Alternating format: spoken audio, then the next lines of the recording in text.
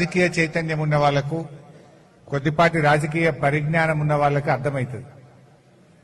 ఎప్పుడైనా ఏ రాష్ట్రంలోనైనా మన రాష్ట్రంలోనైనా ruling party సర్పంచులు 80-90% గెలుస్తుంది. అది కామన్. అది అధికార పార్టీ వాళ్ళు 80 నుంచి 90% సర్పంచులు సహజంగానే గెలుస్తూ ఉంటారు. గతంలో బీఆర్ఎస్ పార్టీ కూడా అధికారంలో ఉన్నప్పుడు మనం కూడా 80 నుంచి 90% సర్పంచులు గెలిచాం గతంలో. కానీ ఈసారి కాంగ్రెస్ అధికారంలో ఉంటే బీఆర్ఎస్ పార్టీ దాదాపు 35 నుంచి 40% సర్పంచులు గెలిచింది. తక్కువ కాదు, 4000 సర్పంచులు బీఆర్ఎస్ పార్టీ గెలిచింది. 4000 అంటే మామూలు మాటనా?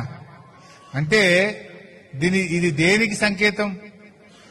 ఒకవైపు రేవంత్ రెడ్డి కాలుకు బల్పం కట్టుకున్నట్టు తిరిగిండు.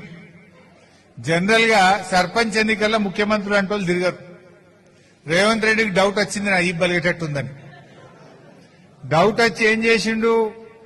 ఎన్నికల కోడ్ను ఉల్లంఘిస్తూ జిల్లాకు పోయి మహిళా సంఘాలలో పిలిపించుకొని దీనికి కొబ్బరికాయ కొడుతున్నా, దానికి కొబ్బరికాయ కొడుతున్నా, ఇది శాంక్షన్ అయిపోయింది, అది శాంక్షన్ అయిపోయింది అని ఊరిచ్చి మాటలు చెప్పి గల్లీ రేవంత్ రెడ్డి తిరిగితే కూడా జనము బండకేసి కొట్టిండ్రు. రేవంత్ రెడ్డికి దిమ్మ తిరిగే తీర్పిచ్చింది ఇలా తెలంగాణ పల్లె ప్రజలు.